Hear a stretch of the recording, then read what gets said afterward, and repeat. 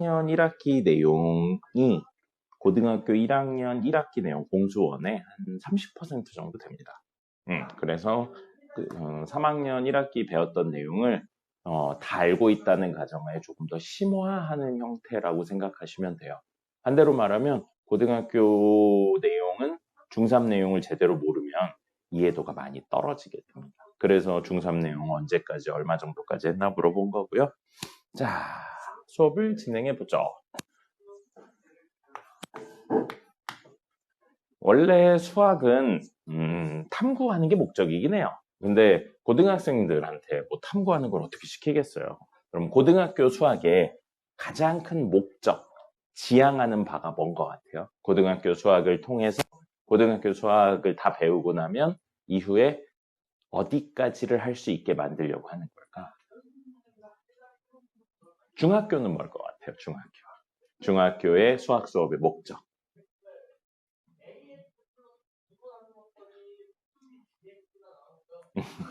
중학교 수학 수업의 목적은 수의 체계를 알고 기본적인 계산을 할 수 있다 정도라고 생각하시면 돼요.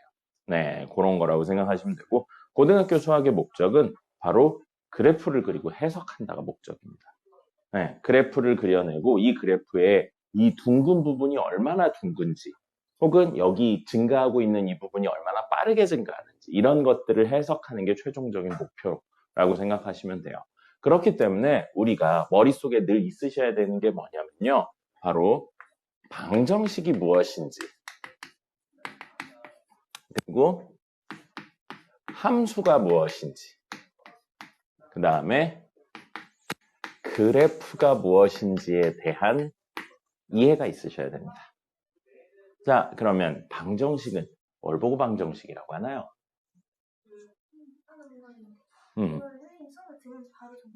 네, 적으시면 돼요. 중요한 이야기 할 땐 잠깐 멈추라고 한 다음에 선생님이 설명드리고 적는 시간 드리는데 보통은 이러면서 받아 적으시면 되겠습니다. 그리고 못 적으신 건 영상 보시면 될 거예요. 자, 방정식은 뭘 보고 방정식이라고 할까요?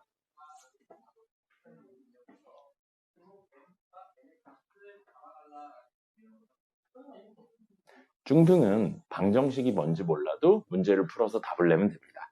그죠? 근데 고등 내용을 하려면 이런 내용들을 알아야, 기본적인 내용들을 알아야 다른 친구랑 연결해서 이야기를 할 수 있어요. 그래서 방정식은 뭘 방정식이라고 하냐면 미지수와 등호로 이루어진 식입니다. 이게 방정식이에요. 그래서 방정식을 이야기하기 위해서는 두 가지 요소가 필요하고요. 첫 번째는 미지수. 보통 x로 놓는데 x일 필요 없죠. 꼭 a여도 되고요. b여도 됩니다.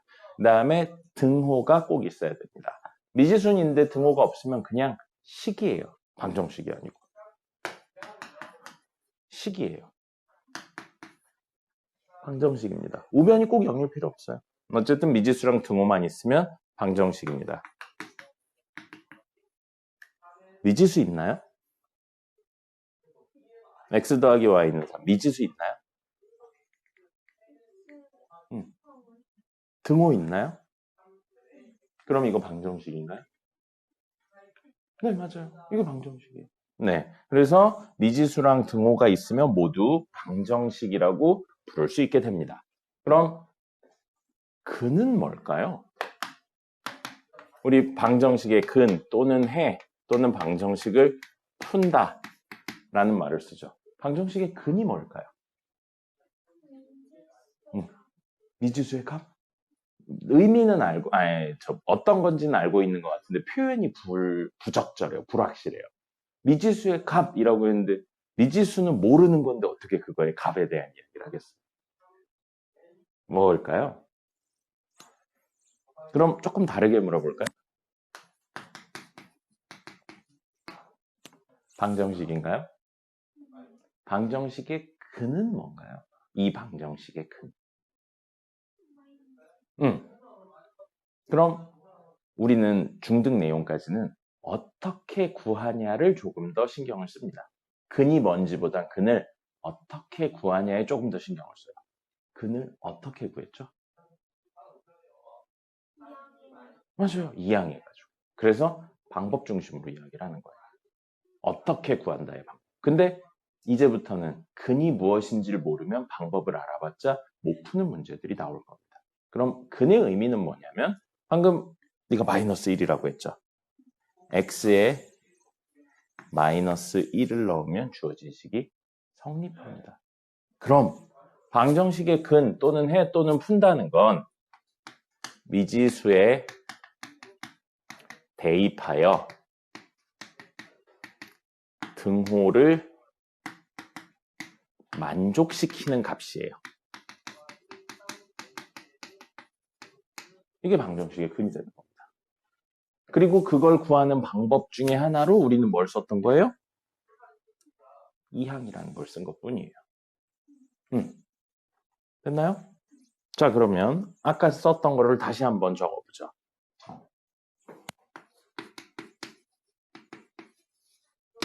방정식인가요? 미지수가 누군가요?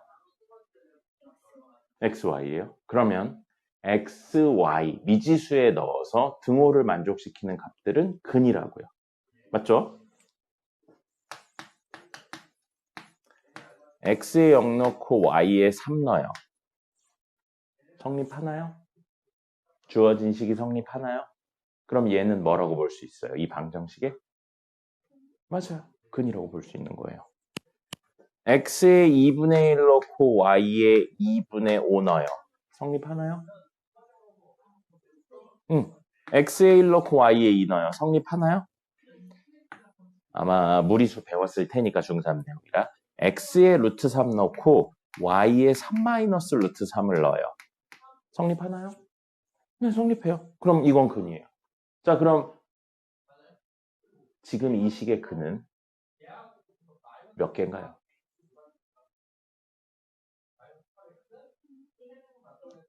여기 쓴 거 빼고 또 다른 근이 혹시 있나요?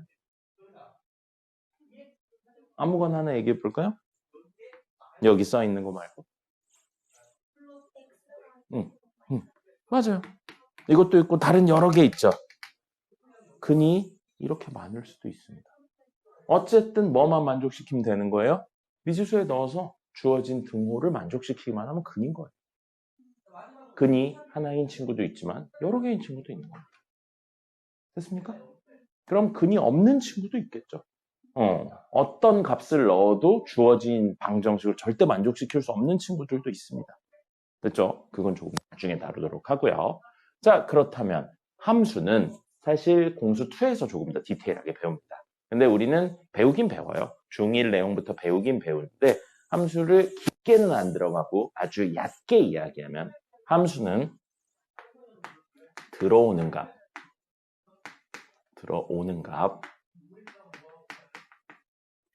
나오는 값, 그리고 둘 사이의 관계 정도로 이야기할 수 있습니다. 물론 요소가 하나 더 있긴 한데 그건 공수 2를 하면서 디테일하게 이야기하도록 하겠습니다. 그래서 들어오는 값을 정의역이라고 이야기를 해요. 나오는 값은 치역이라고 이야기하고요. 둘 사이의 관계를 함수나 함수식이라는 표현을 씁니다. 그래서 100%는 아니에요. 100%는 아닌데 우리는 이걸 전형적인 형태로 배워요. 들어오는 값은 x로 생각하고요. 나오는 값은 y로 생각하고요. 둘 사이의 관계는 fx라고 적습니다. 나중에는 본인 마음대로 바꿔도 돼요. 들어오는 값이 a고 나오는 값이 b고 둘 사이의 관계는 ga 뭐 이런 식으로 적어도 상관없습니다. 근데 이건 대표적인 형태가 되는 거예요. 그리고 요 함이라는 뜻이 상자를 의미하는 한자어입니다. 상자예요, 상자. 그래서 함수는 상자수라는 뜻으로 직역을 할 수 있거든요. 초등학교 때 배워요.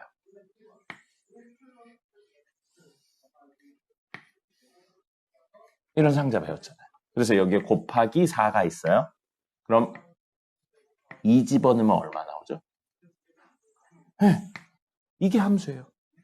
들어오는 값, 나오는 값, 둘 사이의 관계. 그리고 이걸 미지수라는 개념으로 생각하면 x가 들어오면 얼마가 나오나요? 그렇죠. 그래서 그 4x를 우리 간단히 나오는 값을 하나의 문자 y로 적는 거예요. 그럼 이건 뭘 의미하는 거냐면 y는 4x라는 걸 상자수로 표현한 겁니다. 그러니까 사실 우리 옛날에 배운 거예요. 됐습니까?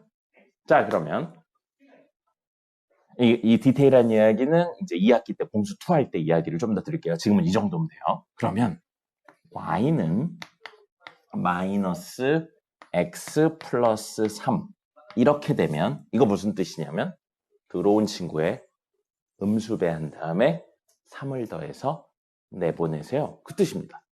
함수예요. 들어오는 값, 나오는 값, 둘 사이의 관계. 그죠?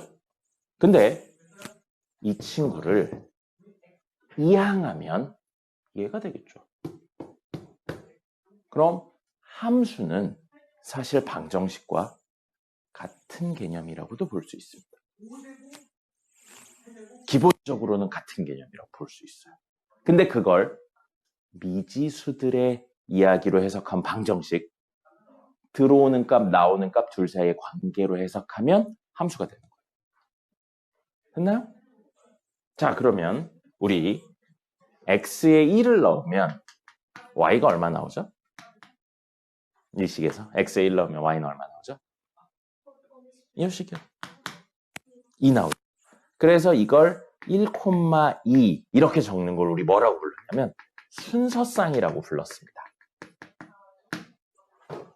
그죠? 그럼 요 1,2는 이 함수가 들어오는 값, 나오는 값의 그 관계를 표현한 이야기가 되는 거예요.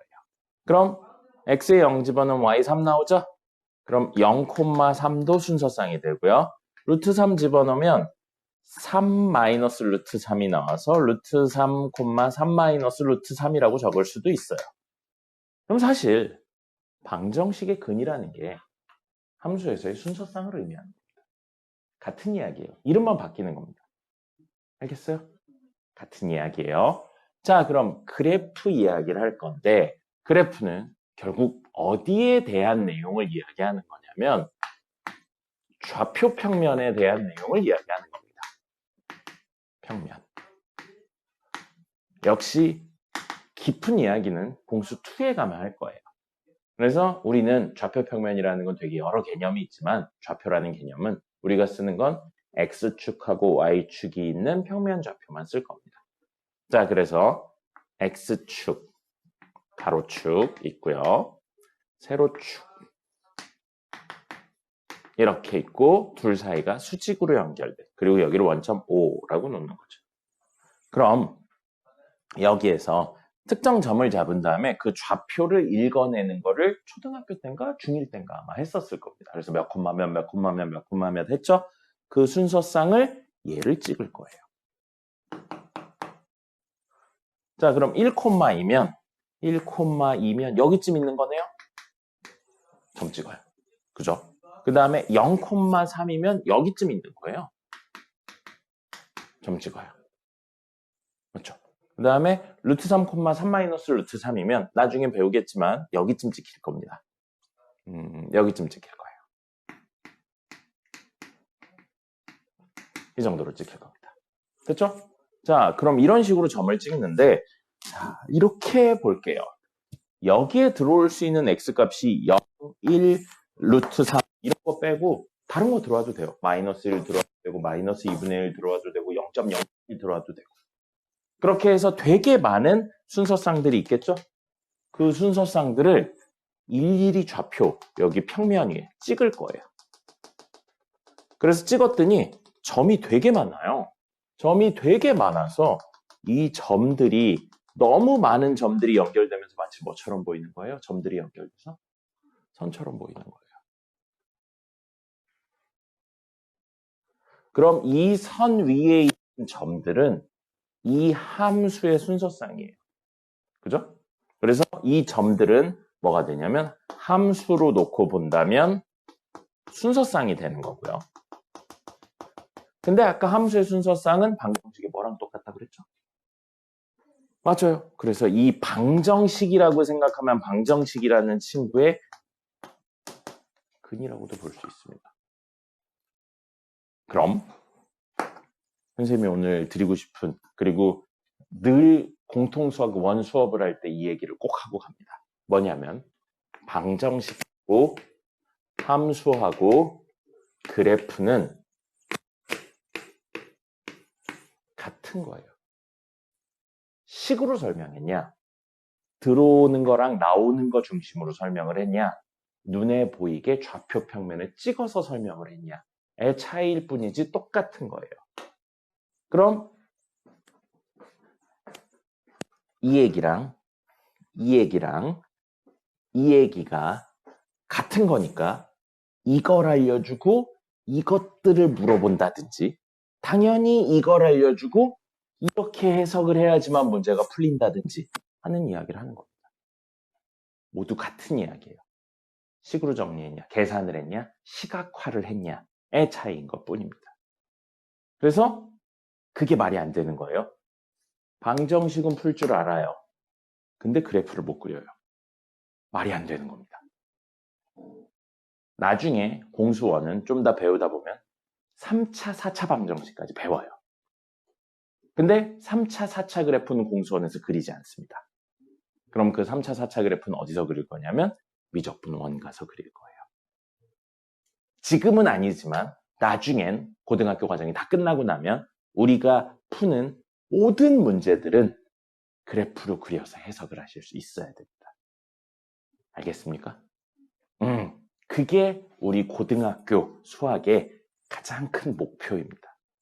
그래프를 보고 해석한다. 수치적인 해석 혹은 그래프 그 자체에 대한 해석. 됐나요? 자, 그리고 요 이야기에 엮어서 하나 더 이야기를 할게요. 나중에 좀 더 디테일하게 다루긴 하겠지만 기본적인 내용은 알고 있어야 되기 때문에 방정식은 방정식인데 무슨 방정식에 대한 이야기를 할 거냐면 중2에 나오는 걸로 하겠습니다. 뭐냐면 연립 방정식에 대한 내용을 이야기할 겁니다.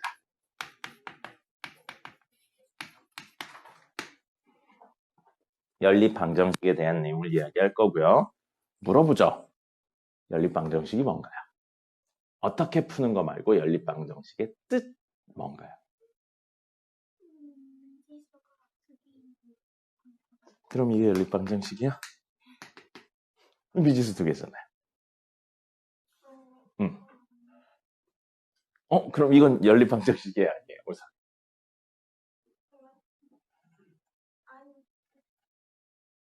아니에요.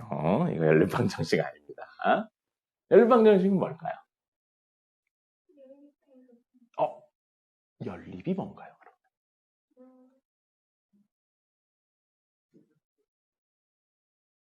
선생님 수업이 어떻게 흘러가는지 알겠어요?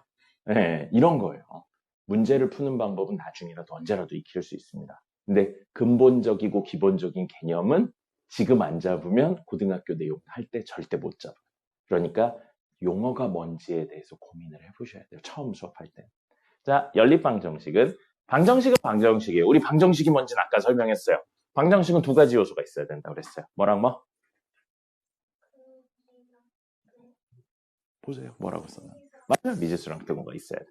그럼 연립이라는 건 이게 이제 우리 말이라서 그런 거예요. 우린 식을 쓰는 걸 보고 뭐라고 표현하냐면 식을 세운다. 세운다 이 표현을 쓰는 거예요. 그럼 연립의 저 립자가 한문으로 세운다는 뜻이에요. 그럼 연은 연속할 때 그 연입니다. 그래서 연립방정식은 방정식을 연속으로 세운 형태를 연립방정식이라고 불러요.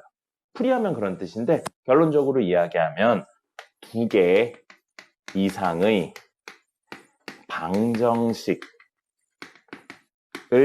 구하는 것. 이걸 연립방정식이라고 부릅니다. 자, 그러면 두 개 이상의 방정식이니까 이렇게요. x 더하기 y는 3. 방정식인가요? 위에 거. 방정식 맞죠? 네. 그 다음에 x 마이너스 y는 3. 이렇게 적었어요. 밑에 것도 방정식이죠. 방정식을 연속으로 쓴 겁니다. 연속으로 세운 거예요. 이렇게 쓰면 연립방정식입니다. 그럼 연립방정식의 근, 해 또는 연립방정식을 푼다. 어떻게 푸는지 말고요. 의미. 우리 저거 푸는 방법은 알고 있어요. 가감법이나 대입법을 썼죠. 네, 그거 말고요. 뭐를 연립방정식의 근이라고 할까요?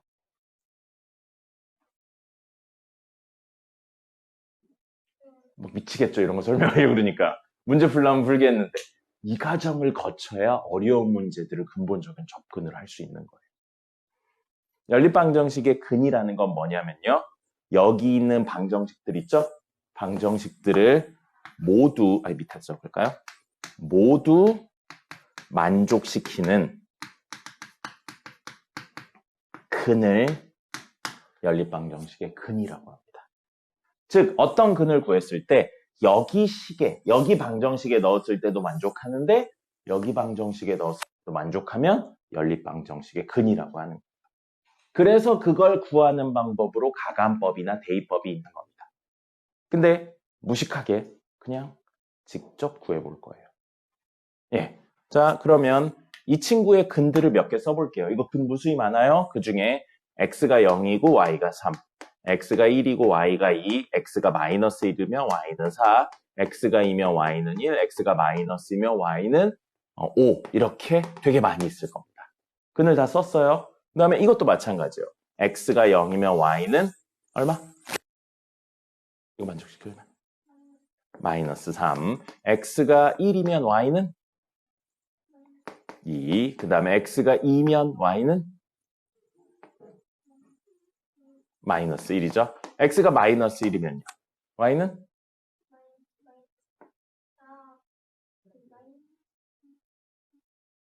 4. 마이너스 2면요. x가 마이너스 2면 마이너스 5가 되겠죠. 그럼 우리 지금 쓴 거 중에 근 몇 개 적었어요? 혹시 이거의 근이면서 이거의 근인 거 있나요? 없죠. 그럼 x가 3일 때 y 얼마여야 돼요? 이 식도 x가 3일 때 y 얼마여야 돼요? 여기까지 쓰면 있나요? 네, 있죠. 뭐 있어요? x가 3이고 y가 0이면 이 식도 만족하는데 이 식도 만족하는 거예요. 그럼 얘가 근이에요. 무식하게 직접 찾아서 구했습니다. 됐죠? 이 얘기를 하고 싶어서 그런 거예요. 자, 그러면 여기 봐요. 이 친구를 함수로 바꿔볼게요. 아까 방정식하고 함수랑 그래프는 같은 거라고 그랬습니다. 그러면 저 친구는 y는 마이너스 x 플러스 3이 될 겁니다. 맞죠? 그럼 이거의 순서쌍들이 그래프로 그리면 얘였죠. 그럼 여기 있는 점들, 무수히 많은 점들이 사실은 얘예요. 맞습니까? 됐죠? 그런 다음에 이거요. 함수로 바꿔보죠. y는 꼴로 바꿔보죠. 그럼 y는 x 마이너스 3이에요. 맞죠? 자, 그럼 물어볼까요? y는 x 마이너스 3 그래프 그려낼 수 있습니까? y는 x 마이너스 3 그래프 그릴 수 있어요? 1차 함수잖아요.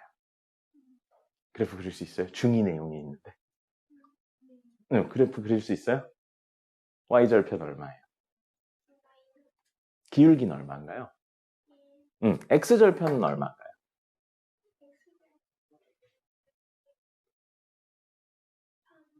맞아요. 그래서 그걸 가지고 그림을 그려보면 여기 같이 그릴 거예요. 이렇게 생긴 겁니다. 얘가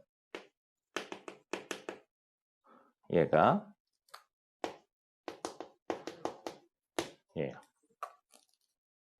자, 그럼 말을 좀 바꿔보죠. 방정식의 근이라는 건 함수의 순서쌍이고요. 그래프상의 이 점들입니다. 맞죠? 그러면 이 방정식과 이 방정식의 공간이 없네요. 이거 밑에다 적어주시면 돼요. 이 방정식과 이 방정식의 공통근이라는 건 연립방정식의 공통근이라는 건 사실은 그래프상에 여기 위에 점이면서 여기 위에 점인 걸 찾는 거예요. 여기에 해당하는 근이면서 여기에 해당하는 근이라는 이야기니까 두 개의 이 점을 말하는 거네요. 그래프상에 무슨 점이에요? 맞아요. 그래서 연립방정식의 공통근이라는 건 그래프상의 교점이 되는 겁니다. 이게 아주 중요한 포인트가 되는 거예요. 그럼 우린 이렇게 함으로써 무엇을? 그림을 지고 식에 대한 내용으로 또는 식에 대한 내용을 그림으로 할 수 있게 된다는 겁니다. 저 내용이 머릿속에 꼭 있으셔야 돼요. 연립방정식의 근은 그래프상의 교점이다. 됐나요? 그러면 우리 X축과 만나는 점을 뭐라고 불렀죠? X축과 만나는 점. 어떤 그래프가 X축과 만나는 점을 뭐라고 불렀나요? 맞아요. X절편이에요. 그러면 아까 전에 선생님 이거 X절편 물어봤죠? Y는 X-3의 X절편. 어떻게 구했나요? 어떻게 구해서 3이 나왔죠? Y에다 0을 넣었을 때 나오는 X값을 구했죠. 그죠? 그러면 X절편은 이건 보기만 하세요. 그래프에서 X축과 만나는 점. 그럼 다른 말로 하면 X축과의 무엇이라고요? 교점이에요. 아까 교점 뭐라고 그랬죠, 의미가?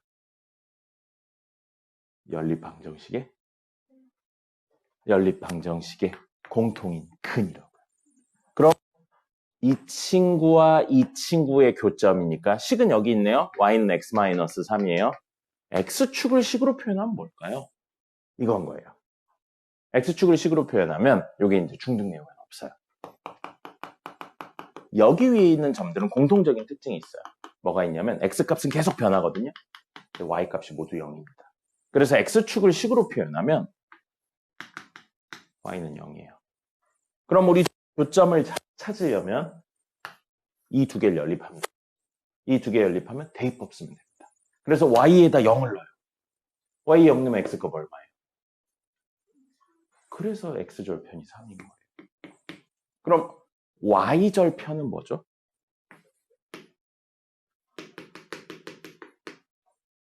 의미가 뭐겠어요? 이 점이죠. 이식하고는 이 점이네요. 그럼 Y절편의 의미가 뭐죠? 그래프가 무엇과 만나는 점이에요? 맞아요. Y축과의 교점입니다. 누구랑? 얘랑. 그래서 얘랑 Y축에 대한 식을 연립합니다. 그럼 Y축을 식으로 표현하면 뭐냐면 이 친구는 Y좌표는 계속 변하거든요. 근데 공통적으로 X좌표가 0이에요. 그래서 이걸 식으로 표현하면 0인 겁니다. 그래서 우리는 이 두 개를 연립하세요 하면 대입법을 써서 X에 0 넣었을 때 나오는 Y값을 찾았던 겁니다. 그게 Y절편이었죠. 그죠? 그래서 대입을 해서 문제를 풀었던 겁니다. 그럼 사실 우리는 지금까지 내용들을 정리를 안 하고 그냥 외워서 했었던 것 뿐이에요. 다 알고 있어야 되는 내용들인 겁니다. 다시 한번 이야기 드리면 중요한 이야기. 방정식, 함수, 그래프는 같은 거예요. 식으로 계산했냐? 아니면 그림으로 시각적으로 표현을 했냐의 차이인 것 뿐이고요. 연립방정식의 근이라는 건 그래프의 교점을 말하는 겁니다. 그래서 우리의 목표는 주어진 식을 그림으로 그려서 주어진 그림을 식으로 바꿔서 푸는 겁니다. 됐습니까? 네. 이게 고등수학의 가장 기본적인 내용이고요. 시간이 지날수록 저 식이 어려워지는 것 뿐이고 그래프가 어려워지는 것 뿐이에요. 개념은 계속 똑같습니다. 알겠죠? 네. 10분 쉬었다가 오늘 실제 진도인 인수분해랑 뭐 이런 것들을 나가보도록 하죠. 쉬세요. 해볼까요? 자, 오늘 2개 정도 이야기를 더 할 거고요. 첫 번째 이야기는 식의 나눗셈 이야기를 할 겁니다. 덧셈, 뺄셈, 곱셈은 뭐 특별히 할 건 없는 것 같아요. 그건 중3 내용에도 있고 그냥 그대로 수랑 똑같이 진행하면 되는 거라서 굳이 이야기를 하지 않겠고요. 식의 나눗셈을 좀 하려고 합니다. 근데 식의 나눗셈을 하려면 뭐가 있어야 되냐면 바로 그 전에 해야 되는 게 자연수의 나눗셈부터 할 거예요. 디테일한 이야기는 나중에 나머지 정리하면서 할 거고요. 지금은 아주 개념적인 이야기만 할 겁니다. 13을 4로 나눈다 라고 하면 우리 이렇게 썼죠? 13 한 다음에 실제 계산할 때 4 한 다음에 제일 앞자리에 4가 안 들어오죠.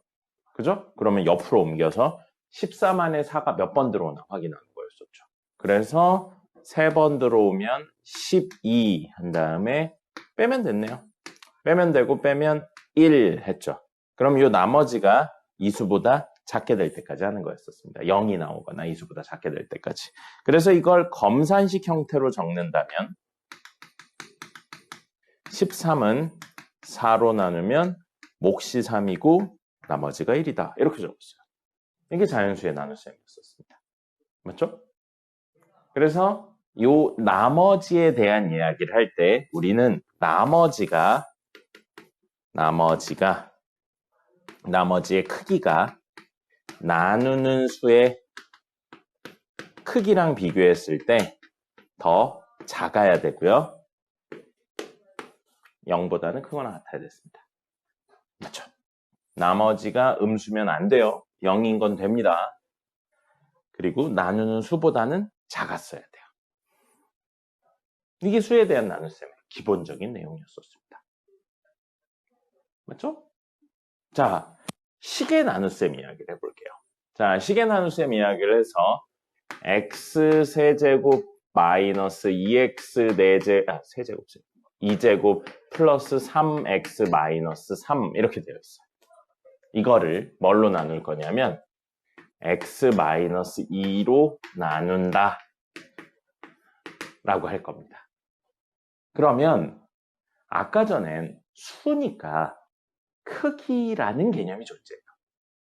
그럼 x-2랑 x세제곱 마이너스 2x제곱 플러스 3x 마이너스 3 둘 중에 큰 것은 누굴까요? 이렇게 해볼까요? x 플러스 3하고 2x 마이너스 5 중에 큰 거 누구예요? 아니에요. x 값에 따라 달라집니다. x가 얼마냐에 따라 얘가 클 수도 있고요. 얘가 클 수도 있어요. 그죠? 그럼 무슨 이야기가 하고 싶은 거냐면 크기가 존재하지 않아요. 식들 사이에서는 대소관계가 존재하기 어렵습니다. 물론 존재하는 경우도 있는데 누가 크다 작다를 x에 따라 변하기 때문에 말하기가 어렵습니다. 그럼 우리 수의 나눗셈에서 크기라는 개념을 뭘로 쓸 거냐면 차수라는 개념을 쓸 거예요. 차수가 뭔지 알면 넘어가고요. 차수가 뭔지 모르면 설명을 하도록 하겠습니다. 몇 차인가요?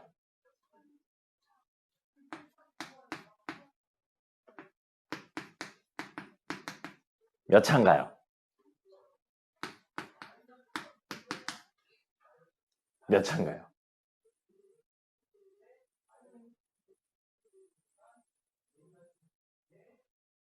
몇 차예요? 3차입니다. 정확히는 y에 대해서 2차, x에 대해서 1차, 특별히 미지수를 지정하지 않으면 3차예요. 차수는 위에 있는 조그만 숫자가 아니고요. 미지수가 곱해진 횟수입니다. 이건 x, y, y니까 미지수가 몇 번 곱해졌어요? 3번. 그래서 3차인 거예요. 근데 디테일하게 물어봐서 y에 대해 2차다. x에 대해 1차다. 특별히 물어보지 않으면 그냥 미지수가 통째 곱해진 횟수를 이야기하는 겁니다. 됐죠? 차수는 이거예요. 자, 그러면 둘 다 x에 대한 식이고요. x에 대한 몇 차인가요? 1차죠. x에 대한 몇 차인가요? 이 친구들. 몇 차예요? 3차예요. 그럼 이 친구의 차수가 이 친구의 차수보다 더 크다고요. 나눌 수 있는 거예요. 마치 큰 수니까 작은 수로 나눌 수 있었던 거죠. 우리는 크기 대신 뭘 이용할 거다? 차수의 개념을 이용할 거다. 됐죠? 자, 그러면 직접 나눠볼게요. x세제곱 마이너스 2x제곱 플러스 3x 마이너스 3을 뭘로 나눌 거냐면 x-2로 나눌 겁니다. 됐죠? 자, 차수를 낮춰줘야 돼요. 마치 이 숫자 안에 몇 개를 넣을 수 있냐 확인하는 것처럼. 그럼 우리 이렇게 곱해서 밑에 적었죠? 그죠? 근데 뺐는데 3차가 사라져야 돼요. 자, 그러면 이렇게 곱해서 여기 적어서 뺐는데 3차가 사라져야 된다. 뒤집어 말하면 이렇게 곱했을 때 x세제곱이 나와야 된다는 이야기예요. 그래야 뺐을 때 사라지니까. 그죠? 그러면 얘랑 곱해서 x세제곱이 나오려면 x제곱이 와야 됩니다. 이렇게 곱한 걸 여기다 적을 거예요. x세제곱 마이너스 2x제곱입니다. 됐죠? 뺄 거예요. 얘랑 똑같아요. 얘도 뺐잖아요. 그럼 빼면 우리가 원하는 대로 3차가 사라졌어요. 선생님 계산이 귀찮아서 2차까지 동시에 사라지는 걸로 만들었어요. 이것만 남았죠. 몇 차예요? 몇 차예요? 예, 그럼 아직도 나눌 수 있는 거예요. 우리 이렇게 했는데 여기가 4야. 4로 나누는데 여기가 4야. 그럼 아직 더 할 수 있다는 이야기인 거잖아요. 그래서 이렇게 곱해서 얘를 없애야 되니까 3x가 와야 돼요. 이렇게 곱해서 3x가 생기려면 뭐가 와야 돼요? 를 적어주는 겁니다. 그러면 3x-6이 되고요. 역시 뺄 거예요. 그럼 사라지죠? 와요. 빼면 얼마? 3이에요. 차수로는 몇 차인가요? 미지수가 몇 번 곱해졌나요? 3은 미지수가 몇 번 곱해졌어요? x가 몇 번 곱해졌어요? 몇 번 곱해졌어요? 3이라는 값은 x가 몇 번 곱해져 있는 건가요? 안 곱해져 있네요. 0차예요. 상수라고 이야기를 하는 겁니다. 됐죠? 그러면 끝난 거예요. 이 친구의 차수가 이 친구의 차수보다 높습니다. 그러니까 된 거예요. 그럼 이걸 검산식 형태로 적는다면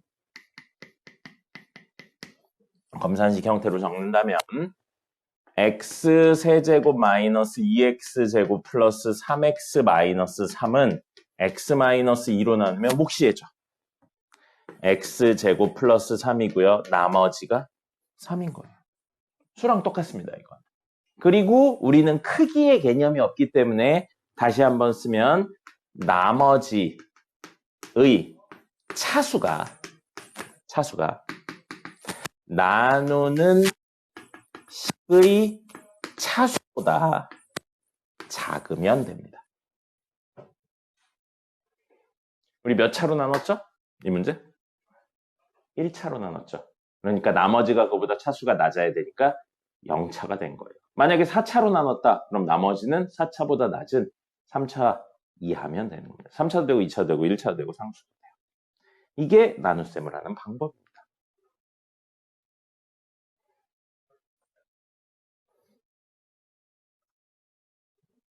됐나요? 네. 선생님은 사실 수학하면서 외우는 걸 그렇게 좋아하지는 않습니다. 아까 전에 내가 물어봤을 때 인수분해 공식이 적용하는 게 어려워요 라고 이야기를 했는데 그건 그냥 외우는 거예요. 사실. 물론 원리를 설명드릴 수는 있는데 원리를 설명드리는 것보다 구구단 쓰듯이 많이 써서 자연스럽게 돼요. 인수분해. 그렇기 때문에 요거 이제 인수분해 써드릴 거거든요. 그냥 문제 많이 풀면 된다. 플러스로 지금은 시험을 보는 게 아니잖아요. 그러니까 옆에다 놓고 보면서 푸는 거예요. 몇 가지 팁을 드리긴 할 건데 결론적으로는 그런 것들은 알고 있다고 되지 않아요. 많이 문제를 풀고 손으로 쓰면서 체득을 해야 되는 부분인 겁니다. 그러니까 그거는 많이 보고 많이 익혀야 돼요. 자, 정석 보죠. 정석 22페이지 보겠습니다.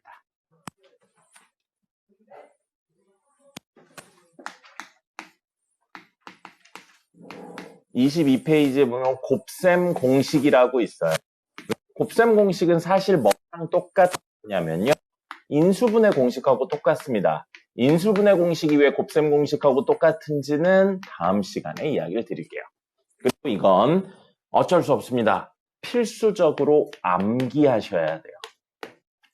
이야기 드린 것처럼 옆에다 놓고 보면서 푸는 거예요. 그래서 눈에도 익숙해지고 손에도 익숙해지고 뇌에도 익숙해져야지만 자연스럽게 할 수 있는 겁니다. 문제에 있는 건 1번부터 몇 번까지 있냐면 10번까지 있어요. 기본 정석에서 1번부터 10번까지 있는데 이 중에서 물론 다 외우면 좋습니다. 다 외우면 좋은데 아주 필수적으로 외워야 되는 것만 우선 이야기를 드리도록 하죠. 1번 있어요. 1번 나눠져 있는데 합쳐서 적을 겁니다. a 뿔마 b의 제곱이에요. 그러면 얘는 a제곱 뿔마 2ab 플러스 b제곱이 됩니다. 완전 제곱식이죠. 이거 언제 나오는 거예요? 사실 중3 내용에 있는 겁니다. 그래서 여기 오기 전에 외우고 계시는 게 맞는 거예요. 그 다음에 두 번째로는 합차공식이라고 부르죠. a 더하기 b랑 a 마이너스 b가 옵니다. 그럼 얘는 a 제곱이죠. a제곱 빼기 b제곱이 돼요. 이것도 역시 중3 내용이 되겠습니다. 그래서 1번, 2번은 당연히 외우고 계셔야 되는 거고요. 3번하고 4번은 특별히 외우지 않을 겁니다. 3번하고 4번은 적지도 않을 거예요. 그냥 전개해서 정리하시면 됩니다. 이걸 물어보는 문제는 없어요. 인수분해에서는 반대로 가기 때문에 필요한 게 있는데 그것도 그냥 많이 하면 되는 거라서 특별히 적지는 않겠습니다. 그 다음에 5번 있죠. 5번 필수는 아니에요. 필수는 아니고요. 굳이 몰라도 됩니다. 그래서 이것도 그냥 귀찮긴 하지만 전개 그리고 정리를 할 겁니다. 필수는 아니에요. 몰라도 돼요. 문제에 거의 안 나옵니다. 이거에 관련된 내용은. 자, 그러면 6번 있죠. 6번은 알면 좋아요. 그리고 나중에 네가 이제 어느 정도 익숙해지면 6번까지는 보통 기억을 합니다. 이게 자주 나오기 때문이에요.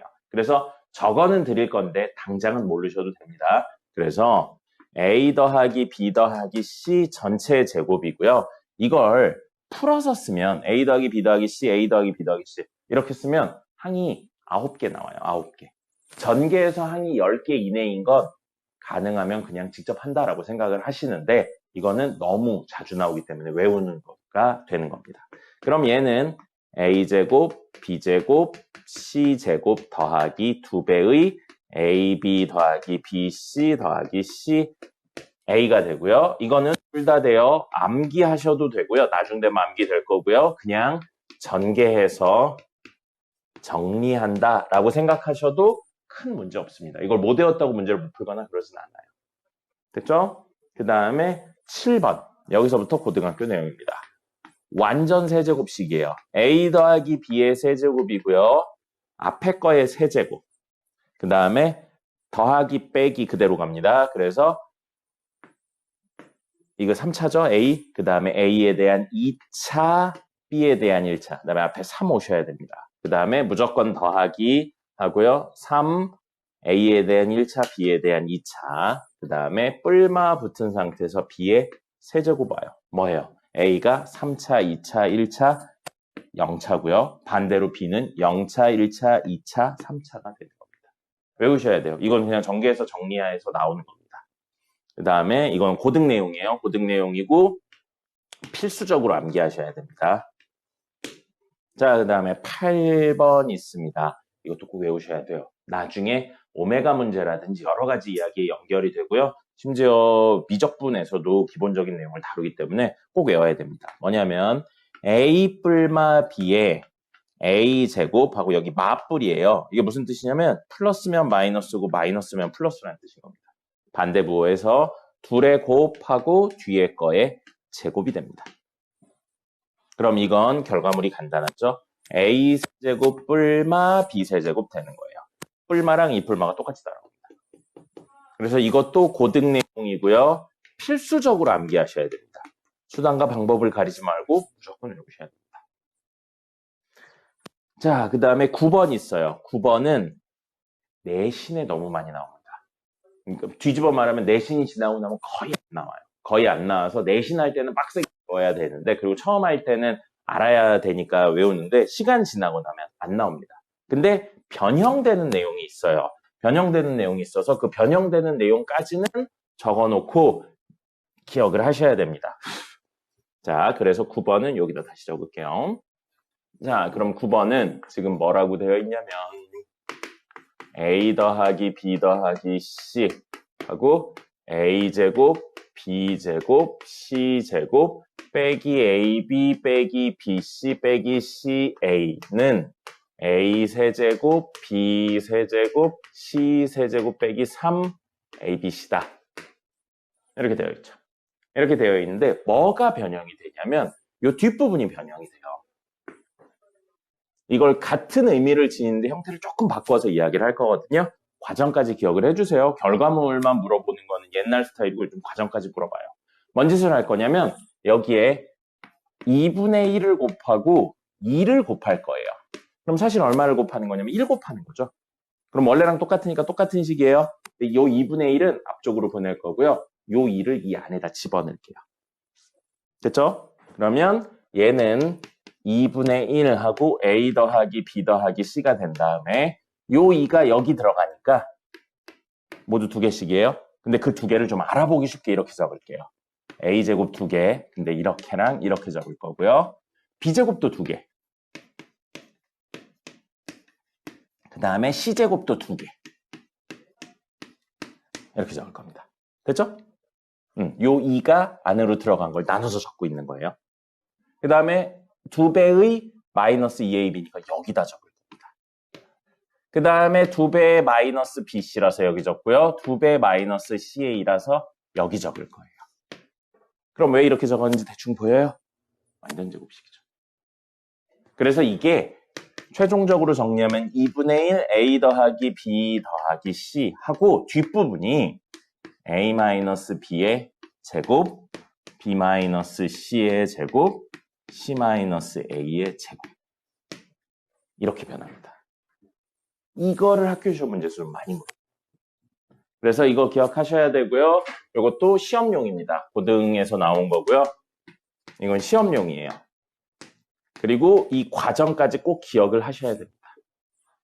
그 다음에 10번은 모르셔도 됩니다. 알면 좋은데 10번은 모르셔도 전혀 상관없어요. 이거 전개해서 정리하는 것도 아니고요. 그냥 몰라도 됩니다. 10번. 그럼 지금 꼭 외우고 계셔야 되는 건 1번 하고요. 2번 하고요. 그 다음에 6번 아니죠. 미쳤어요. 7번하고 8번. 이 4개는 꼭 외우고 계셔야 됩니다. 나머지는 보면서 푸셔도 돼요. 나머지는 보면서 푸셔도 되는데 이 4개는 꼭 외우고 계셔야 되고요. 밑에다 하나 더 적죠. 뭐냐면 아까 전에 대입하는 게 어렵다는 이야기 때문에요. 1은 1제곱이면서 1세제곱이라는 내용입니다. 그래서 만약에 a세제곱 더하기 1 이렇게 나오죠. 나중에 인수분해에 관련된 내용이기도 해요. 그러면 이걸 a세제곱 더하기 1세제곱으로 생각하는 거예요. 그럼 뭐가 되냐면 얘가 되는 거죠. b자리에 얼마가 들어왔다는 거예요? 1이 들어왔다는 거예요. 그래서 얘는 뭐가 되냐면 a 플러스 1에 a제곱 마이너스 2의 곱이라 a 더하기 뒤에 거의 제곱이라 1 이렇게 됩니다. 이 내용들이 굉장히 많이 쓰일 겁니다. 그래서 1은 1제곱도 되고 1세제곱도 된다. 이 내용입니다. 됐죠? 이게 기본적인 곱셈 공식, 그리고 곱셈 공식을 뒤집은 게 인수분해 공식입니다.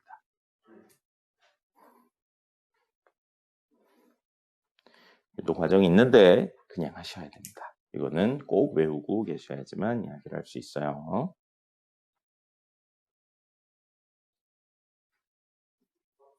문제 딱 하나만 풀어드리도록 하겠습니다. 그리고 나머지는 이제 투데이 풀고 뭐 이런 거 저런 거 하시면 되겠습니다. 투데이는 시험 아니에요. 시험 아니니까 필기하고 보면서 푸셔도 상관없습니다.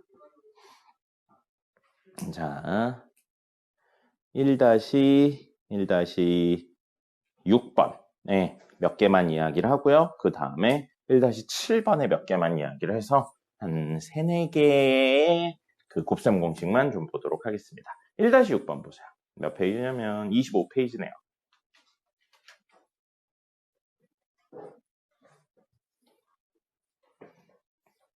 (25페이지에) 1-6번 보시면 여기에 첫 번째 x 플러스 1, x 마이너스 2, x 플러스 3 이렇게 되어 있습니다. 그래서 전개하세요 라고 되어 있는데 x 플러스 1, x 플러스 2, 마이너스 2구나. 마이너스 2, x 플러스 3 이렇게 되어 있고 이거 전개한다고 생각하면 항이 8개 나와요. 동류항 정리하기 전에. 이거 2개, 2개, 2개니까 2 곱하기 2 곱하기 2에서 8까지 나오거든요. 10개 이내면 그냥 전개하시면 됩니다. 이거 사실 공식이 있어요. 여기 있는 3번, 4번에 해당하는 내용이거든요. 근데 그냥 전개해서 정리하면 된다고 그랬잖아요. 외워서 하려고 하지 말고 이 필수적인 친구들이 아니면 기본은 그냥 전개를 해보는 겁니다. 그리고 전개하는 게 그렇게 오래 걸리지 않아요. 이렇게 전개하고 결과물을 얘랑 할 겁니다. 그래서 직접 할 거예요. 앞에 거 하면 이렇게 하면 x제곱, 이렇게 하면 마이너스 2x, 이렇게 하면 x. 선생님이 이렇게 차수를 맞춰서 좀 위아래로 적거든요. 이렇게 해서 하시면 되겠습니다. 그 다음에 이렇게 하면 마이너스 2. 그래서 앞에 거 정리하면 x제곱 마이너스 x 마이너스 2가 되고요. dx 아니죠. 마이너스 x죠. 이거 되고요. 뒤에 x 플러스 3이니까 역시 전개합니다. 그러면 x 세제곱 플러스 3x 제곱이고요. 마이너스 x 제곱 마이너스 3x 되고요. 마이너스 2x 마이너스 6이 됩니다. 그럼 이건 최종적으로 x 세제곱 마이너스 플러스 2x 제곱 마이너스 5x 마이너스 6 이렇게 돼요. 그냥 직접 한다는 겁니다. 외운 형태가 아니라면 직접 하시면 되겠습니다. 그 다음에 하나 더 하고 1-7로 넘어갈게요. 다음에 있는 a-2b-c의 제곱이에요. 이거 6번에 관련된 내용이에요. 공식을 쓰셔도 되거든요. 근데 그냥 전개를 하셔도 됩니다. 이거 그냥 전개하는 것부터 하고 공식 쓰는 거 보여드릴게요. 그럼 얘는 a-2b-c를 제곱이니까 2번 적는 겁니다. 됐죠? 그 다음에 순서대로 그냥 해줄 거예요. 3개, 3개니까 9개밖에 안 나와서 직접 합니다. 자, 그럼 이렇게 하면 a제곱. 동류항을 라인 맞춰서 쓰면 계산이 편해요. 이렇게 하면 마이너스 2ab. 이렇게 하면 마이너스 ac. 3개 끝났고요. 다음. 요거랑 하면 마이너스 2ab예요. 그러면 여기 똑같이 있으니까 이렇게 적으면 되겠네요.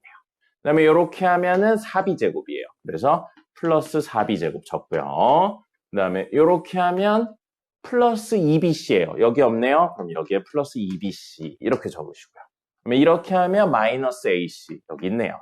같은 라인이고요. 그 다음에 이렇게 하면 플러스 2bc 여기 있네요. 그 다음에 이렇게 하면 c제곱이네요. 그럼 동류항 정리를 하면 보기 좋게 2차 각각 거듭제곱 있는 걸 제일 앞으로 뽑아서요. a제곱 플러스 4b제곱 플러스 c제곱 그 다음에 마이너스 4ab 마이너스 2ac 플러스 4bc 이렇게 적으시면 되겠습니다. 그냥 전개하는데 그렇게 오래 안 걸리죠. 그럼 공식에 넣어볼게요. 지금 이걸 어떻게 생각할 거냐면 우리 공식은 덧셈으로만 이루어져 있어요. 이 공식이. 그죠? 그래서 저걸 우선 이렇게 생각해 줄 겁니다. a 더하기 마이너스 2b 더하기 마이너스 c 이렇게 생각할 거예요. 그럼 덧셈으로만 이루어진 이 구조를 만족시키잖아요. 그렇죠? 그래서 그거의 제곱이라는 겁니다. 그럼 이 식은 a 자리에 a는 거고 b 자리에 마이너스 2b는 거고 c 자리에 마이너스 c를 넣는 거예요. 그래서 a 자리에 a 그래서 이건 그대로 a 그대로 a 그 다음에 b 자리에 마이너스 2b라 마이너스 2b의 제곱 여기 b 자리에 마이너스 2b 마이너스 2b를 넣어야 되는 거예요. 그 다음에 c 자리에 마이너스 c를 넣었으니까 마이너스 c의 제곱 마이너스 c 마이너스 c를 다 넣어야 됩니다.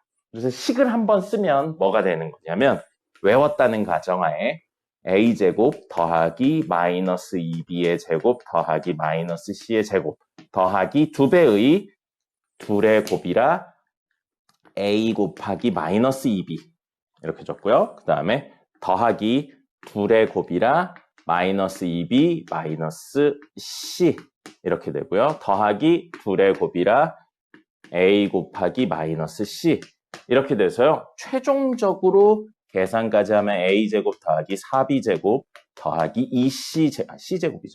c제곱 더하기 2배의 마이너스 2ab 플러스 2bc 그 다음에 마이너스 ac 이렇게 되는 겁니다.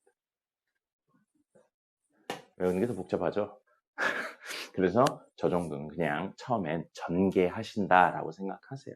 공식을 못 외워서 못 풀진 않으면 굳이 외울 필요는 없는 것 같습니다. 여기 있는 형태의 이 계산을 정확히 맞추셔야 돼요.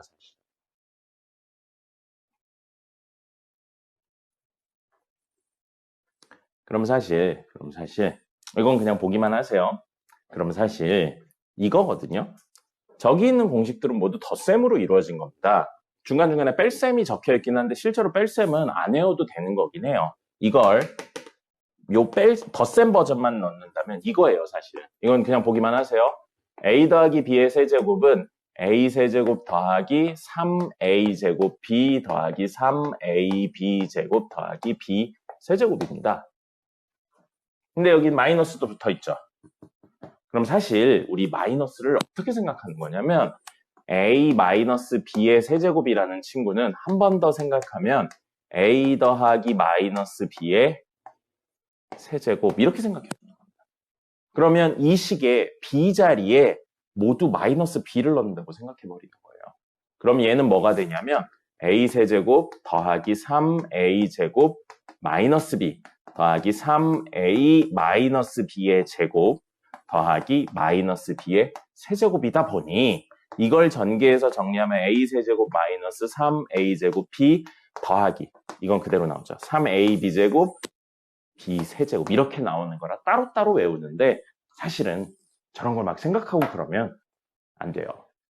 구구단 같은 느낌으로 그냥 많이 풀면서 자연스럽게 나오셔야 돼요. 이런 이론적인 베이스가 있는데 실제 문제를 풀 때는 너무 자연스럽게 나와서 의미가 없는 겁니다. 뭐예요? 그냥 많이 하면 됩니다. 이쪽 파트는. 자, 그래서 요거를 실제로 활용하는 숫자로 이야기를 조금 더 하는 친구에 대해서 이야기를 할 거고요. 그게 이제 기본 문제 1-7입니다. 1-7에 해당하는 거고요. 1번 보겠습니다. 자, 1번 보시면 이렇게 적혀 있어요. x 더하기 y 마이너스 1 하고 x제곱 y제곱 마이너스 xy 플러스 x 플러스 y 플러스 1 이렇게 되어 있거든요. 참고로 이건 전개해서 푸는 거 아닙니다. 왜냐하면 여기 항이 3개 있잖아요. 그리고 여긴 하나, 둘, 셋, 넷, 다섯, 여섯 6개나 있잖아요. 6개나 있기 때문에 둘이 전개하면 18개의 항이 나와요. 너무 많습니다. 그러니까 전개하는 거 아니고요. 그럼 기본적으로 이 10개 중에 선생님이 써드린 거, 이렇게 전개 정리 말고 써드린 거에 해당하는 친구와 유사한 친구가 있나를 보는 겁니다. 그러니까 어떻게 해야 돼요? 외우시든지 아니면 문제 풀 때 옆에 놓고 푸는 거예요. 처음에 그렇게 하는 겁니다. 그 공식 적혀 있는 거 옆에 놓고. 그럼 여기 중에서 저렇게 3개 그리고 6개 곱하고 있는 구조는 뭐가 있냐면요. 아이고 지웠네. 9번입니다. 9번이에요. 9번 밑에다 다이렉트로 적어드리면 9번의 내용은 이거였어요. a 더하기 b 더하기 c에 a제곱 더하기 b제곱 더하기 c제곱 빼기 ab 빼기 bc 빼기 ca 이거였었거든요. 그럼 a 자리에 x를 쓴 거고요. b 자리에 y를 쓴 거고요. c 자리에 얼마를 넣은 거예요? 마이너스 1을 넣은 거예요. 앞에 것만 보면 저 3개만 넣고 보면 그래서 a 자리에 x, b 자리에 y, c 자리에 마이너스 1을 넣으면 얘가 나오죠? 그럼 뒤에 있는 거에도 똑같이 집어넣어서 얘가 나오나 확인을 해보는 겁니다. 그러면 a 자리에 x를 넣었으니까 x제곱, b 자리에 y를 넣었으니까 y제곱, c 자리에 마이너스 1을 넣었으니까 마이너스 1의 제곱이면 1이 되겠죠. 그 다음에 음수배의 둘의 곱이에요. 둘의 곱이라고요. 마이너스 xy, 음수배의 둘의 곱이에요. 둘의 곱이라고요. 그러면 둘 곱하면 마이너스 y인데 음수배니까 플러스 y.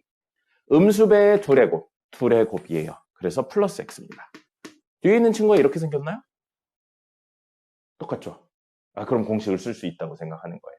그럼 이거는 결과물이 뭐가 나왔냐면 앞에 거의 세제곱, 뒤에 거의 가운데 세제곱, 끝에 거 세제곱 빼기 3배의 셋의 곱이었었어요.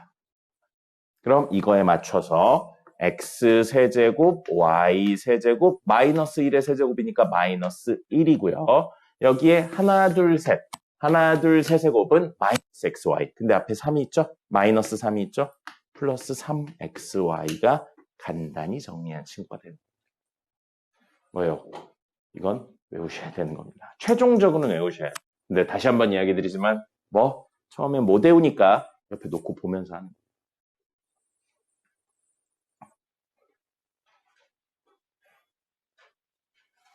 밑에 거 있죠? 2번 보시면 이거 10번 공식이에요, 사실 2번은. 근데 10번 선생님이 안 해도 된다고 그랬거든요.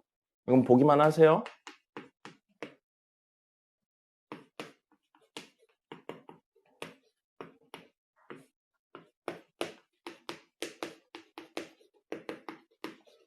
밑에 거 이거예요. 자, 이거 항 몇 개예요, 왼쪽에? 항. 오른쪽은요? 곱하면 몇 개 나와요? 9개 나와요. 9개는 그냥 하는 겁니다.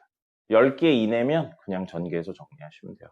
공식 있는데 공식 안 쓰셔도 됩니다. 그래서 이거는 특별히 공식을 활용하지 않겠어요. 저 10번 공식에 관련된 건데 특별히 활용하지 않고요. 요것만 오늘 마지막으로 이야기하겠습니다. 그 밑에 있는 3번이거든요. 자, 3번이에요.